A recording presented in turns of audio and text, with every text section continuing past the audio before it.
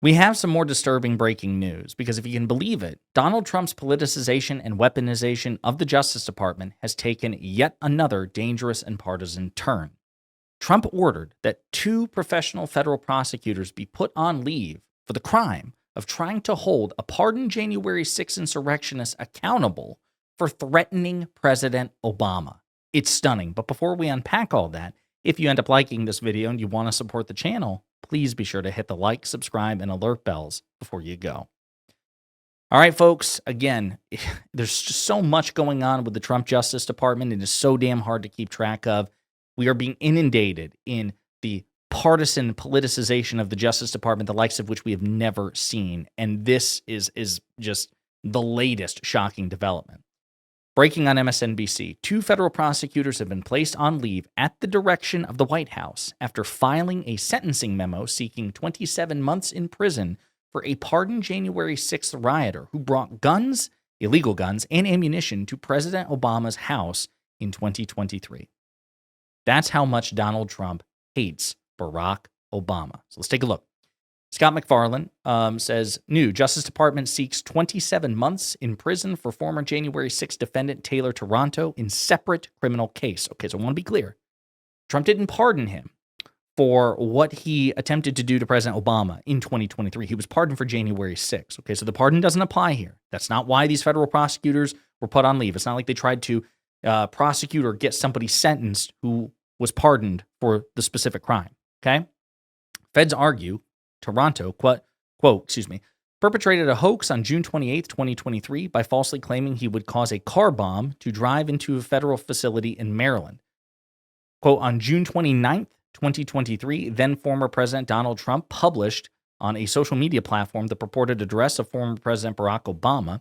Taranto reposted the address on the same platform and thereafter started live streaming from his van. Again, shocking admission by, again, this is U.S. Attorney Jeanine Pirro, former Fox News host, MAGA Fox News host, Trump supporter, effectively arguing in this filing that, Donald Trump endangered President Obama's life, which we talked about at the time. Shocking. No equivalent of this in the Democratic Party.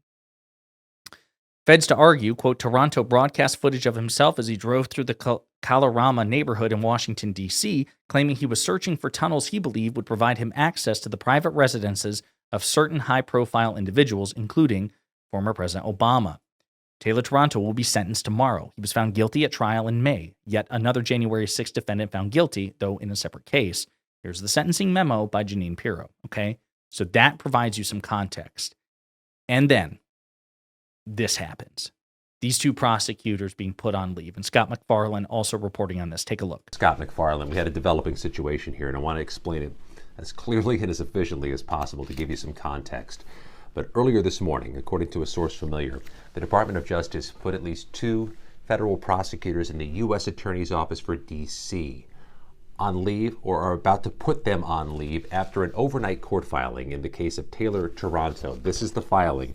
Taylor Taranto is a name you may recognize. Taylor Taranto was a January 6th riot defendant, somebody who was amid the mob on Capitol grounds that day, but he was arrested in June 2023 for something else that he's accused of.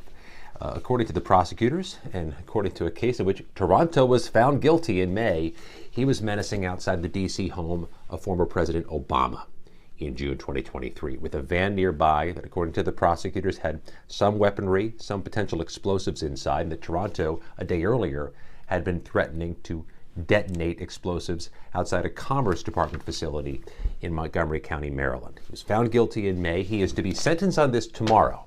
So, no surprise overnight when the Department of Justice revealed this 14-page sentencing memo suggesting 27 months in prison for Taranto at sentencing. What's included in this memo is important to underscore. The Department of Justice in this memo, signed by U.S. Attorney Jeanine Pirro, says that January 6th was comprised of a mob of rioters who attacked the Capitol, and they accused Taranto of unspooling and promoting conspiracy theories about the events of January 6, 2021. What's more, it says here on June 29th, 2023, then former President Donald Trump published on social media platforms the purported address of former President Obama.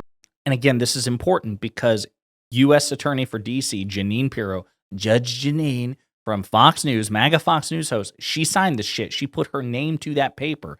And you have to imagine this is why these two prosecutors have been put on leave, because Pirro probably didn't realize at the time, because she's lazy and or inebriated, or both, that, oh my God, I've just signed a piece of paper which goes to punish a pardoned January 6th insurrectionist, and also implicitly blames Donald Trump for recklessly sharing President Obama's address, and also undercutting the idea that January 6th was an Antifa false flag.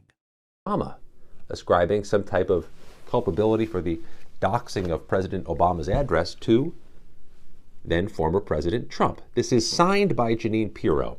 Jeanine Pirro has not been put on leave for this, but according to the source familiar, there have been multiple prosecutors in her office that are now about to be on leave.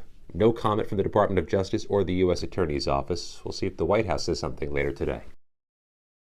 Sure seems like a political witch hunt. Let's take a look here.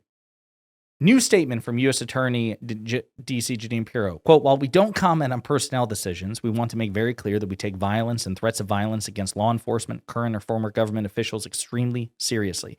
We have and will continue to vigorously pursue justice against those who commit or threaten violence without regard to the political party of the offender or the target. That doesn't seem like that's what's going on here. Sure seems like you guys are pissed that these prosecutors dared insinuate things that you are uncomfortable with. Doesn't look good.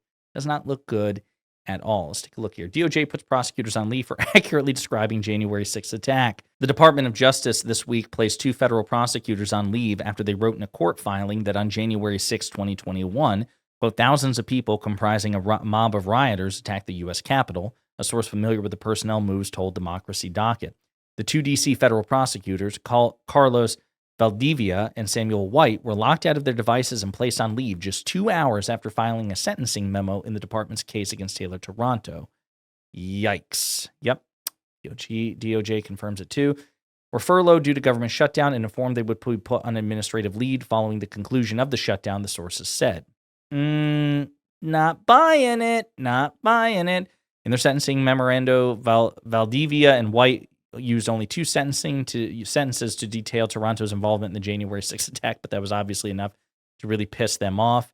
It's unclear if Valdivia or White were given a reason for their suspensions, though the move comes following months of turmoil at the Washington, D.C. U.S. Attorney's Office, where multiple career prosecutors faced removals or demotions related to their involvement in prosecuting the more than 1,500 defendants charged in connection with the Capitol attack. DOJ spokesman did not immediately respond to a request for comment from ABC News. So, yeah, it sure seems like the Trump administration and Jeanine Pirro are pissed that they accurately described the January 6th insurrection and sought to punish one of Trump's favorite supporters, these January 6th, these heroes on this peaceful day, and were seeking to punish him for threats he made against the person that Trump arguably hates more than anybody in this world, Barack Obama.